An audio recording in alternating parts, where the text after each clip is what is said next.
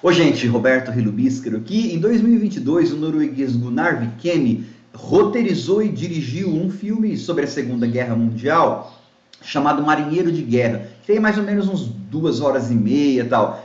Foi o representante da Noruega para a seleção dos filmes de melhor filme estrangeiro lá do Oscar, só que ele não foi selecionado. Só que o Gunnar, ele deixou bastante coisa de fora, né? E aí o que ele fez? Ele procurou a Netflix e propôs que aquilo fosse lançado como uma minissérie, afinal de contas era só remontar o filme, né? E aí então a Netflix aceitou, e aí no comecinho de abril de 2023 ela colocou no seu catálogo 3 episódios de aproximadamente 1 hora da minissérie Marinheiro de Guerra. Por isso que tem o filme, que é um pouquinho mais curto, e a minissérie. Bom, Marinheiro de Guerra. Então a história se centra no Alfred, no Fred, tá?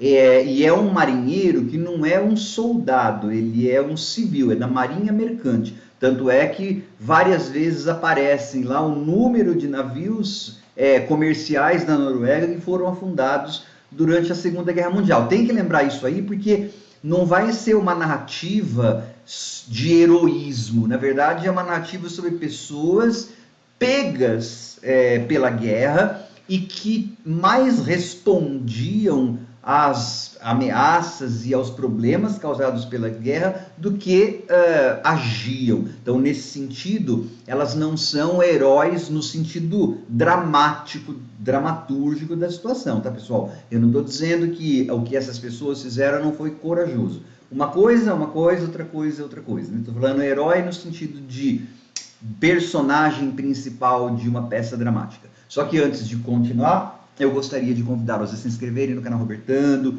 curtir os vídeos, compartilhá-los, agradeço bastante.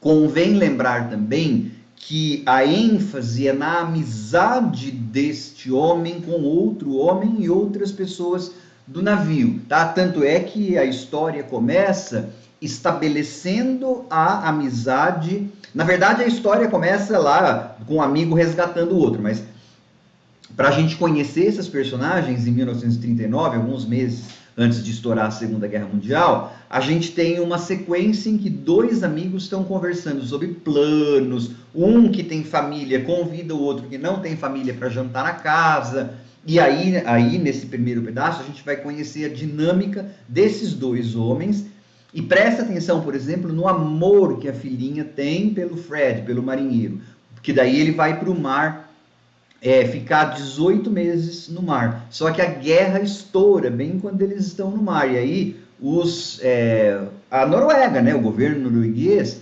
obriga os seus civis, que são da Marinha Mercante, a ajudarem os aliados, a ajudarem os ingleses. Aí fica naquela história. Se eles não fizerem isso, eles seriam demitidos e não conseguiriam emprego na Noruega nunca mais. Só que eles têm, especialmente o Fred, né? Ele tem família para sustentar.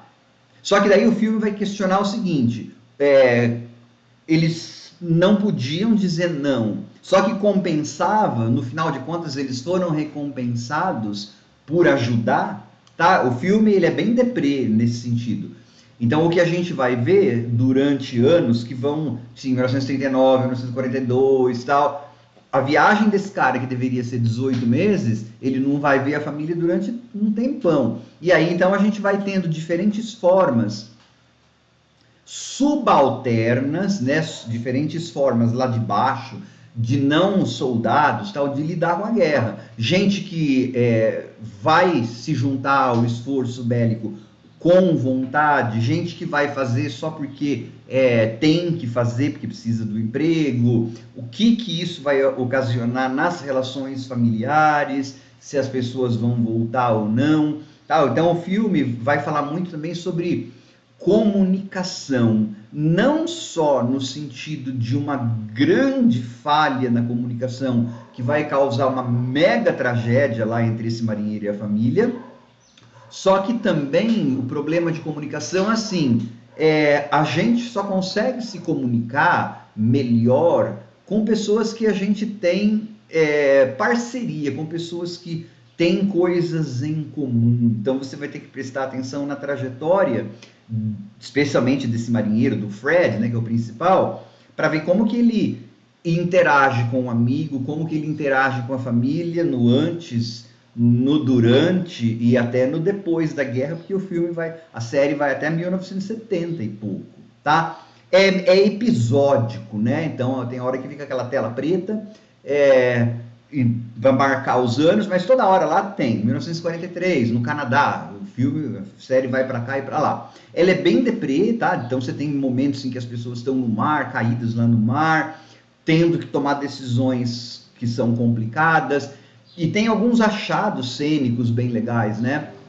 Tristes. Tem uma hora que um marinheiro lá começa a dançar balé, né? Ele era bailarino, só que logo depois você vê a cena em que ele está morrendo, né? Para mostrar que a guerra não poupava ninguém. Então ela é uma série muito deprê sobre essas pessoas que foram pegas na guerra. Então, não vê a guerra como um heroísmo, um ato de heroísmo, patriotismo. Na verdade, a série vai questionar isso, né? Valeu a pena essas pessoas terem participado? Só que nunca vai demonizá-las. Elas participaram, que aí a série deixa bem claro, como eu disse no começo, né?